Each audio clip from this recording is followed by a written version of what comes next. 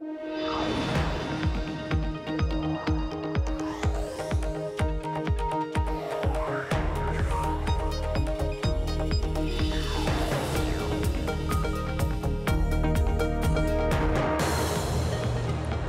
Caroline Hyde. This is Bloomberg Technology, and we're in Boston this week, showcasing the innovation, diversity, and power of the regional tech economy.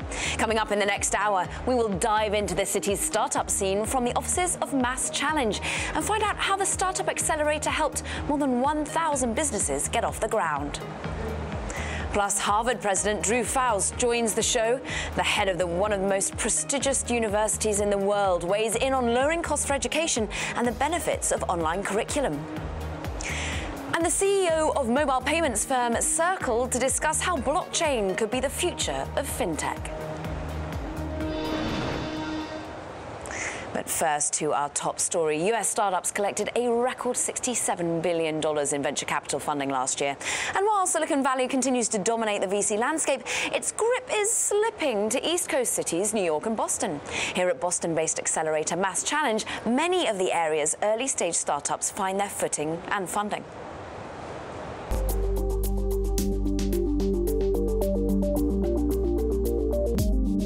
Off-road wheelchairs and farms and freights are just a couple of problems MassChallenge startups are trying to solve. MassChallenge is an accelerator program for early-stage startups. It was founded here in Boston back in 2008. Kiki Mills Johnston is managing director of the nonprofit that offers grants but doesn't take equity. We bring you all the resources you need in terms of space and education and mentorship, and add on to that a challenge-based model where we raise $1.5 million in cash to give out, no strings attached, to some of the top startups. Since its first program in 2010, MassChallenge has accelerated over 1,500 startups that have raised over $3 billion in funding, generated over $2 billion in revenue, and created 80,000 jobs. It's the strength of the network and the ecosystem, and the fact that we are connected and have built thousands of connections within the funding community and corporations and schools and others, so that we really are that network connection for startups to get them to the right resource that they need. MassChallenge is supported by government funding and by corporate partners that include Fidelity Investments, IBM, GE, Microsoft, Pfizer, and Pepsi, which just partnered with MassChallenge startup AdHoc, a platform that uses artificial intelligence to determine what images will test best with different demographics. For Pepsi, it is a great way to optimize what they're working on and how they're actually deploying their advertising, which saves money, which saves time. And for the startup, AdHoc, it's their first great client.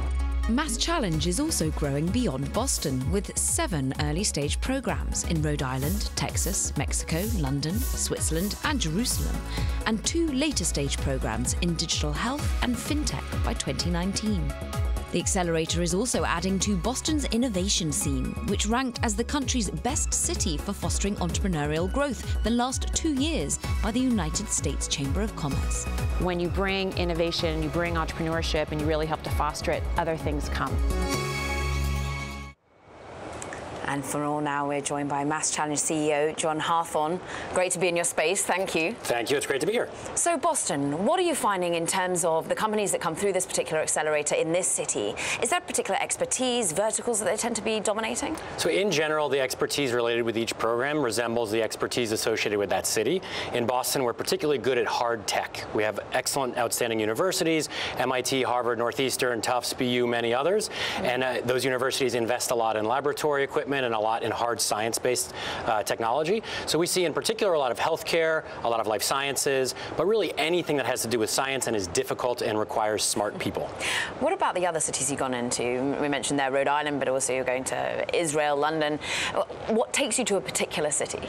So in general, we want to see an ecosystem that is relatively strong to very strong, and then we want to see an eagerness to work with us in a collaborative environment, and then we need to find sponsors. We're a nonprofit program that lives primarily on corporate corporate sponsorship and foundation money and public sector money. So we look for eager partners that are willing to partner with us in an already strong but not perfect ecosystem. Talk to me about why you're non-profit, because a lot of accelerators are out there and they're taking skin in the game. Why don't you? Yeah, so the main reason is philosophical, and that is that startups are a common good for humanity. If you think about it, every startup begins with a problem. They're solving some major problem for humanity. It could be curing a disease, it could be helping educate children that are not otherwise being educated, or bringing clean water to people that don't have it, or just improving the way we buy shoes. It doesn't really matter, but they're looking at some major problem and trying to fix it. So that's already good, but then in addition to that, as a byproduct, they produce wealth, growth, and optimism. Right, which are all great things. Yeah. So they produce jobs in great numbers, and they produce optimism and hope in society. So that's a common good for humanity. We don't want to take anything from them. We want to remove as much friction as we can from the growth path of startups, because the world is better when there are more startups. I mean, it can't all be altruism as well. I mean, does it actually make getting them funding slightly easier? Do corporates or the VCs think actually, you know, they're not being manipulated by the ones that you're trying to direct? Yeah, you're totally right. And so this is a great example of where doing good also helps you do well, and that is that it's also easier to attract high-quality startups, because just think, if you and I have what we believe is a multi-billion-dollar startup, why would we give away 6 or 7% equity in return for introductions and office space when it's possible to get that for free? I see. Right? And you talk there about the social good that some startups do, some don't. We're in an era now where many are focusing on the ethics, the culture of a business as it grows, and to ensure it does remain better for those that use it and better for those that work for them. How are you starting to have those conversations with the startups that come in? Is it something that you've realized over the last few years? Yeah, we do. From the very beginning, we have this conversation with all of our startups, and the idea is that at an early stage, you got to get the startup to be focused on creating as much value as possible, and not to obsess too much with profit. Profitability comes at a much later stage for a startup anyway, so focus on solving a really big problem for society. If you solve a major issue, people will pay you money for it. So who are coming through your doors? I think it's later in June you're going to have the next cohort come in. Where are they coming from? What sort of problems are they trying to solve? So the Boston Accelerator receives applications from at least 40 countries every year, and will receive typically 1,700 plus applications just for Boston, over 5,000 globally for all the programs. Anybody can enter from anywhere in the world with any startup in any industry. We are helping early stage startups, meaning less than $500,000 of equity investment when they apply. And then they span all different industries. Could be a nonprofit, could be pharmaceutical or biotech, could be a clean tech or a retail clothing startup. It doesn't matter. What we're looking for as a criteria for judging is startups that have the significant potential to create a positive impact on society. Since 2010, which was, I think, the first program, how are the conversations you're having, the challenges the companies are facing, changing? So we continue to see a lot of, especially at the early stage of the startup ecosystem, you see people that are really idealistic and want to change the world in a positive way. We've graduated 1,500 startups since 2010. They've raised over $3 billion and generated over $2 billion of revenue and created 80,000 jobs. So they're all very effective and they do genuinely grow. But I think if you talk to the startups, when you bring them out here or you talk to them around our space, you'll find that all of them are primarily focused on solving a problem. So the conversations haven't changed? I have not found them to have changed very significantly at all. What we found is very early on we were in the depth of recession. When we launched, the Dow was below 7,000. So at that time there were a lot of entrepreneurs by necessity, and they hadn't quite adjusted even. So I think today we're seeing even more of the altruistic mentality than we were then, where people were just trying to get a job and survive. What about when you come here and have free space? How do you ensure that you don't have zombie companies? How do you ensure that, because you know that they perhaps don't fail as quickly as they should do because they're being supported by your lifelines, by the fact that they don't have to pay rent, for example? How do you ensure that they make sure that the problem they're solving is really there and the business will grow? It's a good question. So, and our board and our team has focused on this a lot. So we want to provide support for startups, but not so much support that you prop up or subsidize a startup that otherwise should die or will die over time. The fact is that we provide them help for about 4 months, and our goal is to try to take 12 to 18 months worth of activity and compress it down into 4 months.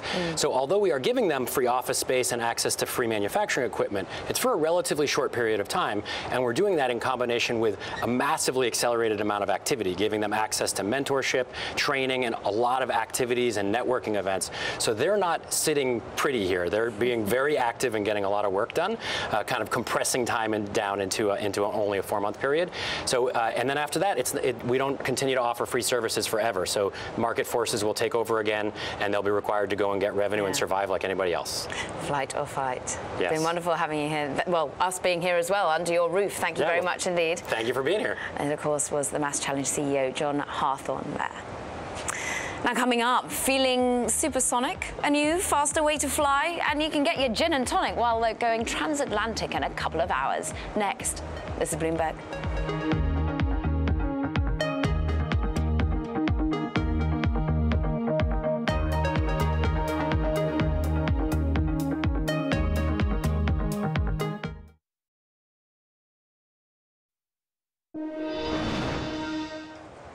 Welcome back to Bloomberg Technology, live from MassChallenge's headquarters in Boston. Now, the supersonic passenger jet that would get you from New York to London in around 3.5 hours, well, it's been nearly 15 years since it last took flight. Now, there's a new race to bring supersonic commercial travel to the masses, minus the roaring sonic boom that used to accompany those flights of old. And one of the companies working to get its super speedy jet off the ground is Boston-based Spike Aerospace. Joining me now is CEO Vic Kachuria. Wonderful to have you here at Bloomberg Technology. Caroline, thank you for having me. It's great. Vic, I mean, it blows my mind that it still takes me 7 hours to get from London to New York. It used to, back in 2010, be able to take me half that time. What happened? The Concorde ended its flight in 2003. 2003. Yeah, yep. Incredible aircraft designed in 1960. And everybody wonders, why is it we are not flying faster and we're actually going slower than we did with the Concorde? Yeah. So it's a great question. Aviation is incredibly difficult technology. iPhones and computers and everything else is advanced, and aircraft haven't advanced as fast. And there's a lot of good reasons for it. It's an incredibly difficult space. You're flying people in air, and you got to fly them safely and efficiently and get to those destinations. You can't make the sonic boom that the Concorde made, and that's a huge problem. It's why the Concorde stopped flying. So is that the main technological challenge you're trying to overcome? Is the sonic boom, or is it the efficiency end of it? What is it? It's actually both of it. I mean, you can fly fast. There's no problem doing it. Military jets do it all the time, right? But they're burning a lot of fuel, and that's just not going to work for flying faster from New York to London or London to Hong Kong. You got to be able to fly at a reasonable cost, and you got to be able to fly without making a sonic boom, without disturbing people on the ground. It's a very loud, disturbing sound, and that's critical. And that's what Spike Aerospace has been developing a technology to cut that sonic boom down tremendously. So the aircraft that you're working on, deliveries by 2023? That's right, towards the end of it, yes. How much is it going to cost? Well, just like, unlike iPhones and cars where you actually buy the phone, you don't buy a 747. You buy a ticket on a 747. So what's more important is to figure out how much is it going to cost a passenger to fly in this aircraft. And it's going to be about the same as a business class ticket. But who are you selling to? Because it matters to the airline or the billionaire who's going to be buying it. It does, yeah. The airlines are going to buy it. We've worked with two major airlines. They're working on developing a partnership and what the aircraft needs to be to meet their requirements exactly. So you don't have a price point yet? We do. And what is it? It's $125 million for the aircraft. Cool, $125 million. Yeah. What sort of demand, where is the main demand for this very speedy, perhaps slightly more expensive form of travel coming from? So 2017, 4 billion people got on a plane and flew somewhere. Yeah. In 10 years, there'll be 6 billion people flying somewhere. Off those, there's about 13 million passengers that are very interested in flying supersonic and have the means to fly somewhere faster. I have a reason. In the next 3 months, I have 10 trips coming up. I've been to London, Geneva, to Hong Kong, to LA. So time is critically important to a lot of business travelers. They're going there, they need to get to a conference or a meeting, and they need to get back to their home or to the next destination. So it's that 1%, basically, the wealthiest in the world. Where are they based? No, actually, the people that we're targeting, I mean, the business billionaires that are going to buy the aircraft, yes, they are the 1%ers. But the people that typically go on the meetings, they're business managers and executives. Okay. They're your typical senior executive in a company, yes. But they're not the 1%ers necessarily. They need to go there and manage a plant. A plant is down, there's a labor strike, there's engineering issues, and they need to go figure it out. I have a good friend of mine that's building a manufacturing plant. He's a mid-level manager. He's a great guy. But he flies a lot, and it's a lot of time. So he's the person that's going to be flying this aircraft. There's a bit of competition out there. Lockheed Martin has been asked by NASA to be looking at this sort of supersonic form of travel. How do you ensure that you're going to be the first one there? Because I think they're trying to get on tap by 2021, and you're going to be a couple of years later. Well, you know, there's a lot of companies approaching it in different ways. Lockheed Martin is actually developing a quite supersonic aircraft like we are. What they're doing, though, is they're doing a test aircraft. It's a single pilot, no passengers. It's only one pilot. It's only designed to fly about 500 miles total. So you wouldn't even fly across the ocean. So it's strictly a test aircraft. Eventually, then they would have a commercial aircraft, and you know that's the goal that they want to do. So we were already designed a commercial aircraft that will fly by the end of 2023.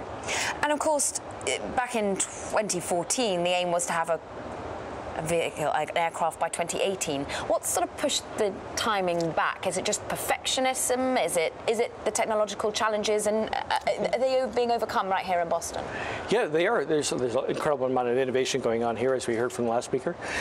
There's a lot of resources and partnerships you have to develop. So time in aircraft, you have goals and targets where you want to meet, but there's a lot of pieces that have to come together. You have to have those partnerships, you have to have engines, you have to have the regulators and governments that are going to back it and allow the aircraft to fly in the first place. And all that takes time to develop and mature and get the movement.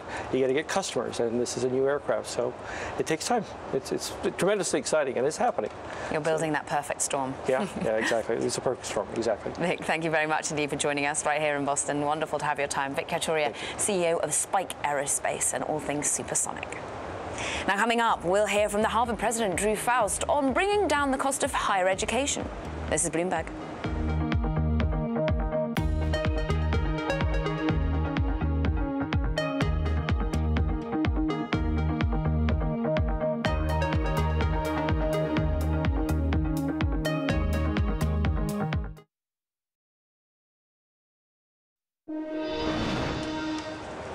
Welcome back to a special edition of Bloomberg Technology from Boston. Now, Harvard President Drew Faust recently spoke to Emily Chang on Bloomberg Studio 1.0 about, well, how technology can help bring down the cost of higher education. This is such a great and important question, and one that we've all struggled with, because we compete based on the experience we can offer students, the resources we can offer faculty for their research and teaching. We don't compete on cost. And so the way higher education is organized financially, there is not that sense of pressure to bring down cost. We have brought down price by funding financial aid so significantly, so that at Harvard, in the college, any student who comes from a family that makes less than $65,000 a year has to offer no parental family contribution towards tuition, room and board, so that it's very accessible in terms of what it costs the students, but in terms of the price for the students, but in terms of the cost of what we do, that is something we need to get under control and address more fully. Technology is going to help with that. What can we do online to supplement or replace certain parts of instruction so that we can leave to people the parts that we absolutely need people for and streamline some of the other parts? I think we'll see some of that coming forward.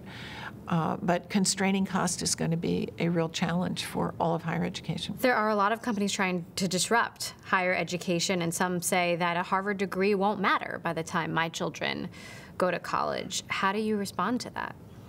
Like, how does Harvard stay the best, the gold standard? We have to make sure we attract the best talent, and that's why affordability is so important. I also believe that the experience, and you've had this experience, so maybe you can testify to it, the experience of being in that community, living in that community with other students from whom you learn probably as much as you learn in any class you take, that is the core of what a Harvard education really is. So that at its best, the residential dimensions of Harvard education are essential to the full experience of what it can be. And that is not going to be disrupted by a simply online experience. You can learn a lot from an online experience, but what you're learning is about the subject matter of the online experience. You're not bumping into somebody in a corridor and finding that they challenge you in ways that you never expected, or that the ways they're different from you expand your understanding of the world. that is such an important part of what happens both in and outside our classrooms. There's a sense here from, the heart of Silicon Valley that Stanford has surpassed Harvard, especially when it comes to technology and, becoming a feeder for, the biggest and most powerful companies in the world. Is that a fair assessment? Of course not. Of course not. We are different institutions, and I think that's a great strength of American higher education, is that there are different emphases and different opportunities that institutions like Stanford and Harvard can offer. I don't want to sit and, have a Stanford-Harvard competition here in front of you and say, oh, we're so good at this. We have a growing presence in technology and in fields of engineering. Our students concentrating in engineering have tripled in the last 10 years, so that's an area I think we're paying more attention than we did a decade or 2 decades ago. But we also have such deep-seated strengths in life sciences, in the humanities, in the arts, and such a commitment in social sciences and the endeavors that are not simply involved in technology. And we compete very successfully with Stanford for students and for faculty. And so we're very pleased to be Harvard, and we expect to remain Harvard. What is Harvard doing differently to train the worker for tomorrow? Differently from? Obviously it's traditionally like a liberal arts education. Mm-hmm. Do you think Harvard needs to do anything differently to arm workers with the skills necessary to succeed in a modern economy? Well, there have been some changes in how we approach education over the past decade that respond in part to what you're saying, which is we find our curriculum much more oriented and our students much more eager for hands-on experience in a variety of ways. Engineering is obviously a discipline that has a lot of hands-on dimensions. Our students are also very interested in making in the arts and the creativity and innovation that are part of making things and as you learn. We also see students much more involved in wanting to solve problems and to have an effect on the world. And so there tends to be many more internships or public service opportunities tied into curricular offerings. Doing and thinking are intertwined much more closely. It used to be you thought in college and then you did when you left. Now those things intersect and interact with one another, and that seems to me an extraordinarily important part of readying students to take on the challenges that they're so eager to embrace. That was Harvard President Drew Faust speaking to Bloomberg's Emily Chang. Now coming up, one fintech firm is harnessing the power of blockchain. We look at how Circle is going all in on cryptocurrencies.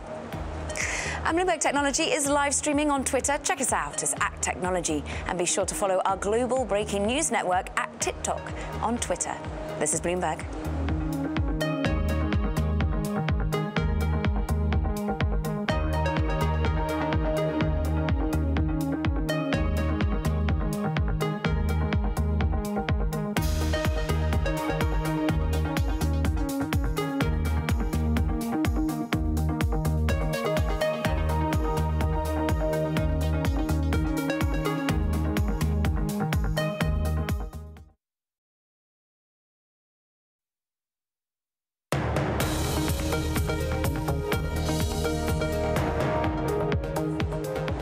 Welcome back to Bloomberg Technology. I'm Caroline Hyde, and we are live from MassChallenge's headquarters in Boston.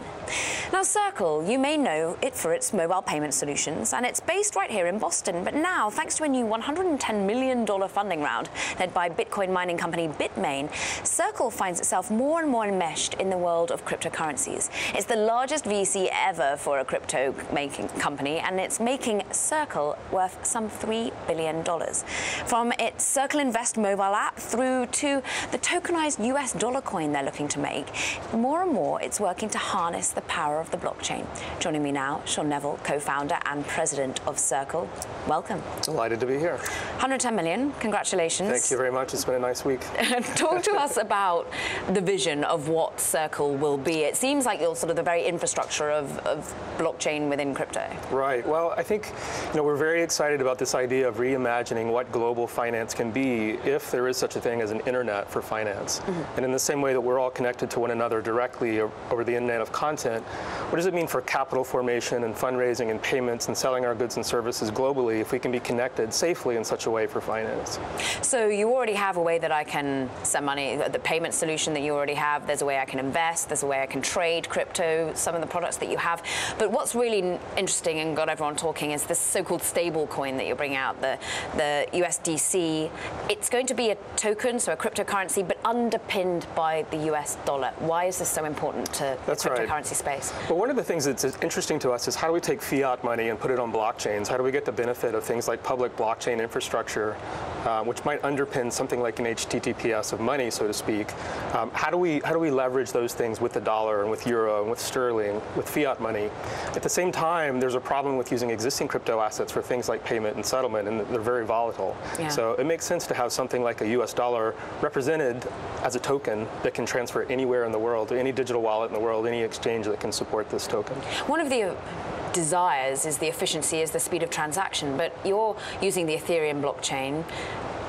There is issue with scale. There's issue with the speed in which you can send these sorts of crypto assets. So when will that be solved? When will we really strike that sort of efficiency by putting the dollar on a blockchain? Right. Well, for those settlements that require higher throughput, we're also working on other solutions to increase that throughput. There are really three fundamental issues that we're trying to address here. One is stability. Mm-hmm. That's a very immediate need that we have today. The other is throughput. How do we make things faster? How do we scale? And then the other is governance. How do we do this in a way that can further a standard with multiple members, not just one new member of the network, but multiple members of a network that all participate together in a new ecosystem.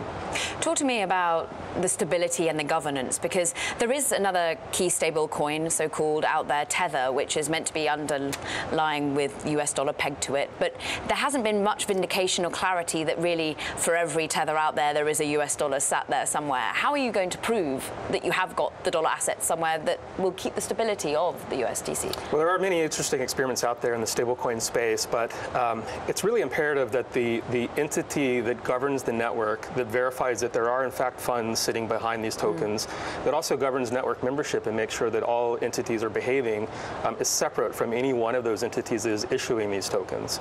So there will be a separate network, not Circle specifically, but a separate network that multiple participants can participate in, and that will provide full auditing, full transparent solvency protections for everyone who uses it. This is going to be called Center. That is Center, yes. And Bitmain, which has led the investment, most recent Series E, and the Bitcoin mining company is going to be part of it. But who else is going to be part of it? What other banks are already excited, for example? Banks are very interested in this. Bitmain is the one that we're talking about this week. As you say, they've led this investment in Circle specifically. They're also joining the Center network, and they will be helping to facilitate additional members in that network. Bitmain is a very interesting company. They're one of the core infrastructure providers of Bitcoin specifically, but also blockchain networks at large. And so they're a key participant in the Center network, and also obviously a strategic partner for Circle now. We had recently many a Fed member. The central banks have been interested by crypto in particular, and we've had Federal Reserve members coming forward saying, look, I don't understand why we would need a central bank issued crypto. So how are they reacting to the fact that you want to put the very US dollar onto a digital token? Well, there are banks that are very interested in helping this to happen. And their perspective is that partly this is just an improvement for the infrastructure, the rails that ferry dollars into euros, into sterling, and so on around the world. Yeah. We need a replacement for something like SWIFT. There's also opportunity to do much more, and that these tokens can pay into things like smart contracts that govern the delivery of funds in a much more efficient way than, say, an English contract enforced by a court, as these smart contracts are software code that is enforced by a distributed computer that spans the world. And I think the banks, as well as technology companies, are particularly fascinated by this idea. This is the future of the internet of money. But as the central banks oversee it, so too do regulators. How are you having conversation with regulators, and are the conversations going in the right direction? They are. It's very important that we do this the right way, clearly. And when we look at existing licensure on the regulatory side, there's a little bit of a square peg, round hole issue. And the regulators are, to their credit, coming up to speed with the increasing sophistication that we're seeing in the token space and addressing it in ways that we hope ultimately will lead to innovation globally, even though right now much of the regulation is driven by what the United States is doing. So you talked about how the dollar, the euro, the pound, you look to facilitate onto a digital token. I know before you've said perhaps not Asian currencies because there's a lot of competitors already over in the Asian space. What's your vision in terms of what Circle will provide? Will it be that would it just be that digital tokens can live alongside fiat currency and you can transact with them, whether it's face-to-face, but also over computer-to-computer? I think ultimately everything of value will be tokenized. So that includes currencies, that includes all kinds of fiat currencies, and that involves multiple issuers of the same kinds of currencies. Circle certainly shouldn't be the only issuer of USDC. There should be more who issue that. There should also be other kinds of tokens that represent potentially anything of value, whether they be physical goods, real estate, whether they be baskets of goods. Everything ultimately of value we believe will be tokenized. And when you pay into or pay out of those kinds of smart contracts, you want those to be stable coins. But the irony to me, Sean, it seems, is that the utopia for many of those that want to see decentralization is that we automatically have to have centralization to get there. You have to have exchanges, by which then centralize it to a certain extent. And many don't want to see central banks and currency issued by central banks at all, but you're looking at tokenizing the currencies that are issued by central banks. Is this a stepping stone to the utopia, or do you see a different type of utopia? I think we see a little more of a hybrid world. There is room for centralization as super nodes on a network, just as there is also much room for decentralization and nodes that are pure peers. And those can interoperate with one another directly, just as you and I can send one another a photo directly, but we might also use something like Instagram to view photos that is more of a central service on the network. It's a rough analogy, it's not perfect, but if we have an internet of finance, it's likely that some services will be centralized and others more decentralized. It will regardless be more evenly distributed and much more inclusive than the global financial system we have today. Sean, you've just come back from Manhattan. You said you've had a good week. Obviously, you've announced the funding. You've also probably been partying, from what I can see. The consensus event that was happening in Manhattan was quite a crazy event. There was a huge gathering of all those in cryptocurrency in Manhattan, going from conference to conference, party to party. What was going on there? I mean, it felt like there was a lot of champagne being sprayed and Snoop Dogg rapping, but is there style and substance at the moment, or is it just style? I was not privy to any rapping with Snoop Dogg personally. Shame. No, I think it's his loss. I think, no, there is a lot of substance there beneath some of the glitter. I think when we started this company 5 years ago, my co-founder and I attended conferences that were a dozen people in a small meetup, and now those conferences have grown to include institutional investors and very serious players, whether they be in regulatory, banking, tech, or startups. It's been wonderful having you here, showing us some of the substance as well as the style. We're glad to see. Thank you very much indeed. It was Sean Neville, Circle co-founder and president, joining us right here in Boston. Now, speaking of payment apps, PayPal has agreed to buy iZettle for $2.2 billion. Now, the deal is the biggest ever for PayPal as it competes with the likes of Square.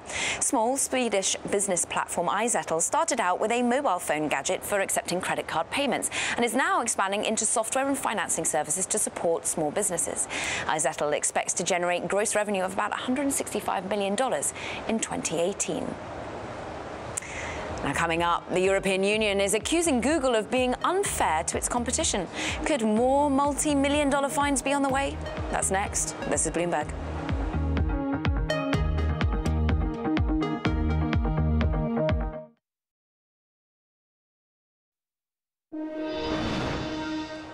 Welcome back to Bloomberg Technology, live from MassChallenge's headquarters in Boston.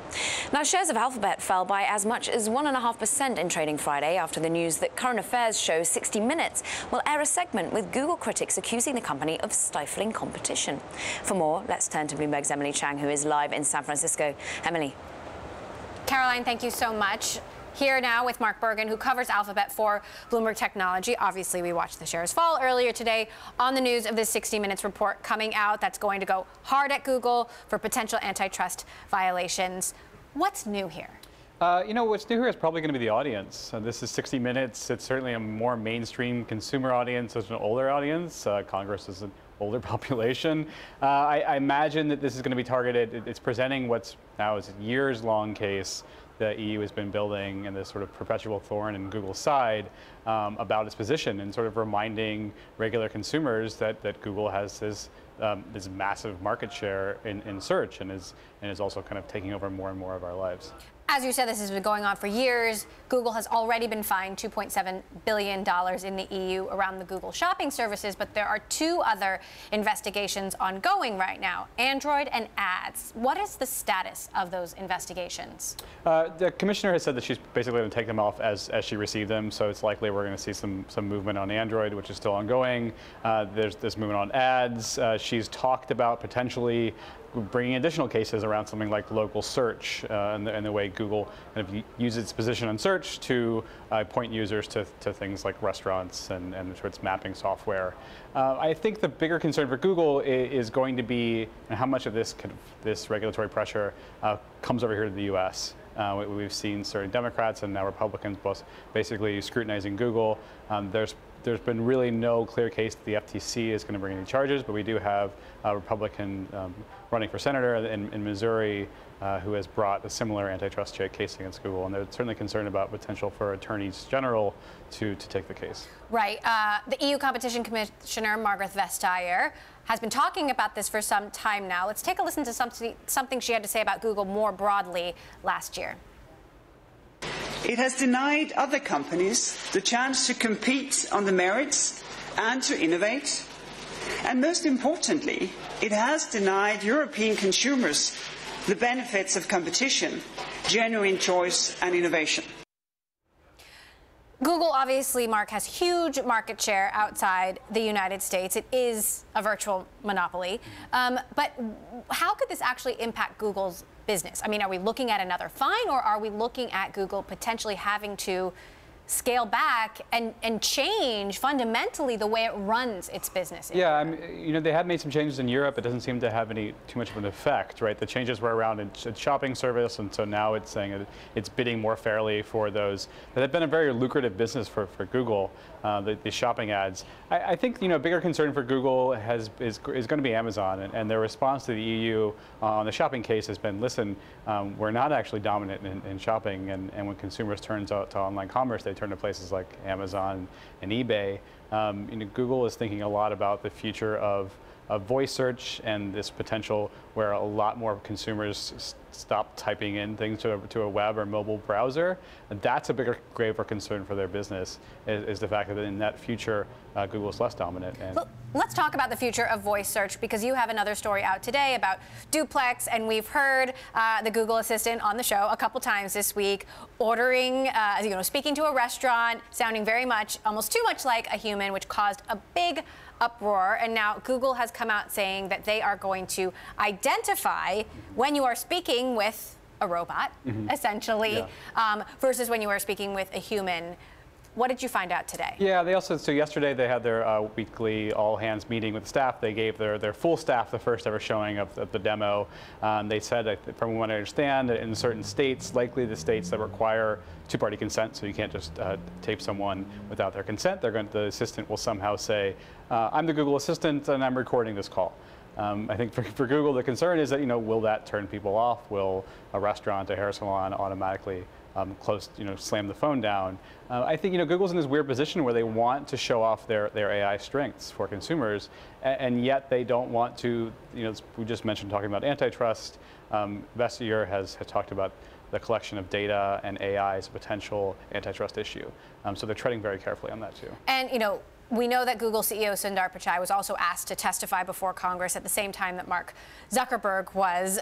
Google turned down that invitation, but there is a chance, right, that he could also be called, along with other tech CEOs, to testify as part of this ongoing discussion about what regulators and what the government should be doing to protect our privacy. Yeah, it seems so far the senators say it would be really nice to get the CEOs in, but they haven't ordered them in yet.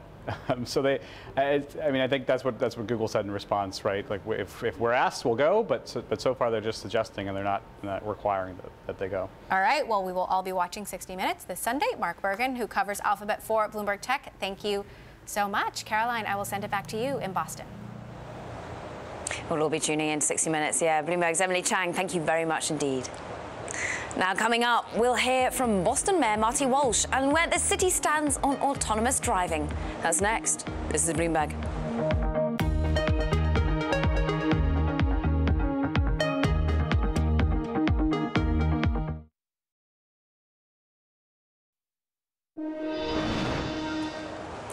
Welcome back to Bloomberg Technology in Boston. All this week, we've been talking to the leaders in tech, education, and in politics in the region.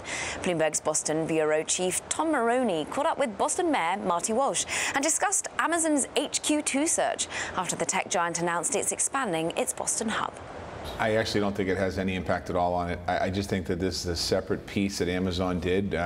They were negotiating for many months here with the developer and with us indirectly with the city. So I actually think a lot of people are saying, oh my God, that must be a good sign for HQ2. Right. I don't think it has any impact on it at all. I think it's two very different, distinct projects that they work on. Do you have any inside knowledge you want to share with us now about whether Boston's going to get the headquarters? No, other than that, we're in the mix. That's all I can say. All right. What are you looking for from Amazon? Should they bring the second headquarters here? I know GE, for instance, made a big, generous donation to the public schools. What would be Amazon's ante-up, so to speak? Well, I think number one, Amazon providing jobs across the board for all different people is important, different income levels and different education levels. That's key. I think that that's an important piece. Amazon's a very generous company. They're very philanthropic. They're very involved in different communities. I know out in Seattle, they're involved in a big way. Here in Boston, they've been putting up some matches in different organizations. So I know they're philanthropic. I think one of the biggest things if they come here, I would love to see some of their executives get incorporated in our boards and commissions around the city. Not ours, the city of Boston, but all the nonprofits. I think like GE did. GE made a great investment of $50 million when they first came here. But more importantly, I think in some ways, having the power of GE on different boards is important. The executives, so hopefully the same thing would happen. Really embedded in the community. Yeah, we'd want them to be embedded, and I think they will be as well. I think they would be. I think that having a company like Amazon to come to Boston is exciting. So as far as infrastructure, what does Boston need to do to get ready should Amazon put the second headquarters here? We're doing it now. I mean, quite honestly, we've grown 85,000 jobs in the last 4 years, so our infrastructure is changing. I think when you talk infrastructure, it's not just roads and bridges and public transportation, it's education and schools because people want to live here. It's housing, making sure that we have the proper supply of housing. When I came in as mayor, in some ways we inherited a housing shortage. We launched a plan to create 53,000 units of new housing by the year 2030. We have about 52,000 of those either in the permitting process, under construction, or complete. So it's about housing. It's about that's the infrastructure we have to look at, and we're going to continue to grow. One of the things I heard about when Amazon went to Seattle was in the beginning they weren't quite, the housing production wasn't there. We're doing that in Boston. Whether Amazon comes or not, our goal is to continue to build more housing and create more opportunities for Boston. And I'm partnering with our cities and towns adjacent to Boston to do a regional housing plan. So that's really the answer to any growth. And it's not just Amazon, any growth, because companies are going to look to move to an area like Boston. They're going to want to say, what's the housing stock in your city, or what's the housing stock in your surrounding communities? And that's important. If this is a tech revolution Boston is in right now, is there a chance in some way it could backfire? Could you have too much traffic or not enough housing? I know you've answered that question. What are your concerns about this great growth the city's undergoing right now? I think one of the things, my constituents might not like the fact that there can never be, I don't view it as too much traffic. I know it's a situation, a burden to move around the city of Boston, but it is about growth. Boston's in a competition with other cities in America. Boston's in a competition with other cities in the world, and the more we can go and attract high-tech companies and startups and investment companies here and diversify our business portfolio is something that I think is really important. We have to figure out traffic. Traffic is not just a Boston problem. Traffic is a New York problem. It's an LA problem. It's a San Francisco problem. It's an Austin, Texas problem. It's a problem that we have to figure out, and that's where hopefully we should be able to count on the federal government to be able to help us with some infrastructure improvement when it comes to transportation, whether it's rail or public transportation or roads and bridges. That has not been the case across the board. So I think as far as a country, we need that infusion of investment made by the federal government. Let's talk about the self-driving cars. This Boston, and I've said this before, may be certainly one of the capitals of self-driving cars. There was some trouble in March. There were a couple fatalities. Yeah. You put a hold on self-driving testing in the seaport. That lasted a couple days, as I remember. Yeah, right? We did about a week. It was about 4 or 5 days and over a weekend, just to kind of see what happened with the accident, the tragic accident that happened, and we wanted to make sure that we put some safety precautions in place, making sure what's happening in Boston.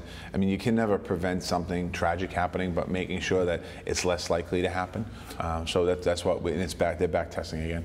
So what are some of the things you've done in that week? You say you put in new safety measures? No, we're just making sure that the safety plan that they have, and where they're driving around. If they go into an area that has a little more density as far as people go, making sure that the safety precautions are there. I think that's some of the things that we're doing. You know, they're still for the most part in the South Boston waterfront doing their testing down there. I had an event this morning and I was talking about, you know, Boston as an incubator, and you know, self-driving cars is an important incubator for us. We're doing other things, creative things in Boston. Yeah. Some are working, some won't work, but if you don't try them, you don't know what's going to happen. So I think the self-driving cars, when it was first brought to me by Dan Coe, I said, you know, he's telling me that, you know, in 30 years, no one's going to be driving a car. And I said, if I'm still around, I'm driving a car. And I'm starting to think that in 30 years from now, if self-driving cars, I won't be driving a car. Well, that leads me to my last question on this. Would you get into a self-driving car? At some point, yeah, absolutely. I'm not sure I would. I mean, I think we might be forced to at some point. That was, of course, Boston Mayor Marty Walsh speaking to our Boston Bureau Chief, Tom Maroney. Well, that does it for this edition of Bloomberg Technology, marking our final show from Boston. The last 5 days, we've taken you inside museums, tech innovation hubs, and one of the most famous venues in sports, Fenway Park. And it's been a blast this year round, just as much as it was last year for me and all my family. In fact, I know my son was soaking up all that New England has to offer and lending me a hand from time to time as well. We thank you for that, Boston. That's all for now from Boston. This is Bloomberg.